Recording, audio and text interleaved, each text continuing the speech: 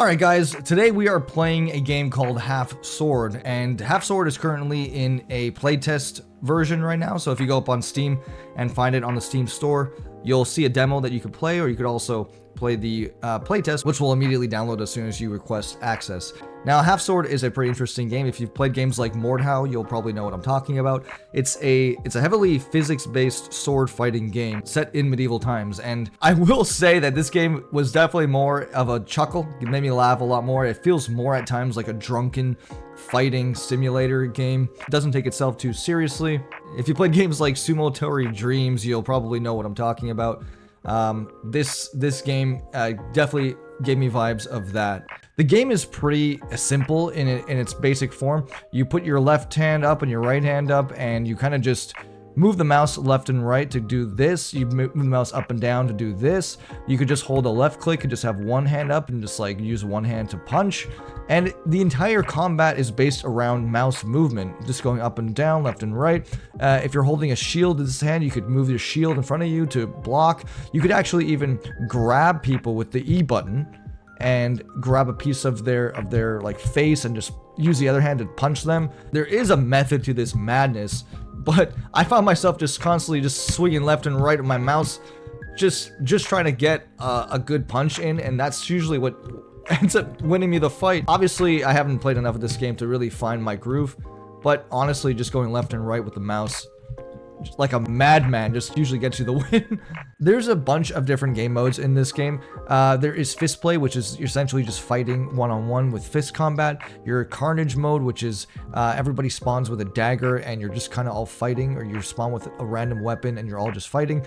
And then there's spoilance, which is essentially the same thing as carnage, except the weapons are in the middle of the arena, and you have to go run to the middle and pick them up, kind of similar to Hunger Games. And essentially that's a luck of the draw. If you don't get a good weapon, you're pretty much screwed. Some weapons are good, some weapons are not, and it's kind of just how fast you are running to go get a good weapon. I really like the bruising effect that you can give on people. Like you can see on his knee, he's got some kind of bruise. You can bruise the face, you could bruise the body, you could stab if you have swords, you could make puncture wounds, you could actually decapitate the head altogether, you could bash the head in with blunt objects, and there's all different kinds of like looks and effects that go with that. And what happens is the more damage you take, the harder it is to actually stand or to get back up again. So you could actually fall down, and that doesn't necessarily mean that you're out of the fight. It just means that you got hurt and you have to try to get back up. And if your opponent is fighting you and trying to like prevent you from getting back up, then you're pretty much screwed. And look at that, I just hit him right in the face. I instantly knocked him out. He's bleeding and he's bruised, and sometimes that's all it takes, is just one lucky shot to the face. This is the default character, and it took me a while to realize this, but you could actually change your character to any one of these guys on the side, and each one will represent a different piece of armor, a different weapon that you could play with. This one has a big shield, and then the more times you click it, you get different variations of that character, which is pretty awesome.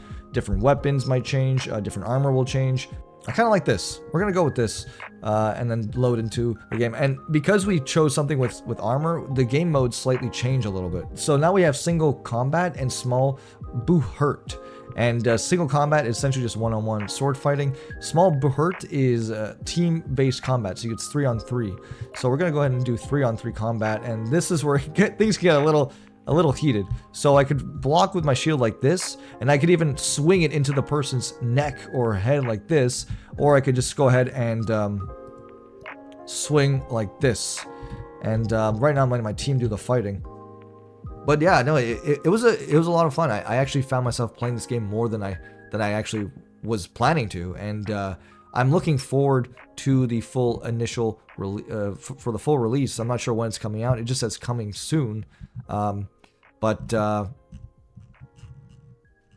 yeah, you kind of have to really quickly go and pick up a weapon, and if you don't, then you're pretty much screwed, because like that one poor guy who has a bar stool, he's not going to win this fight. And this is kind of where you kind of want to stay away from the middle, because you're going to get attacked from both ends. And if I lose to this guy, then I should just stop playing this game. Oh my god. Oh! And I did lose to this guy. I probably should stop playing. Oh my god. And so that's what's going to happen to you if you fall down. You're probably going to get hit unconscious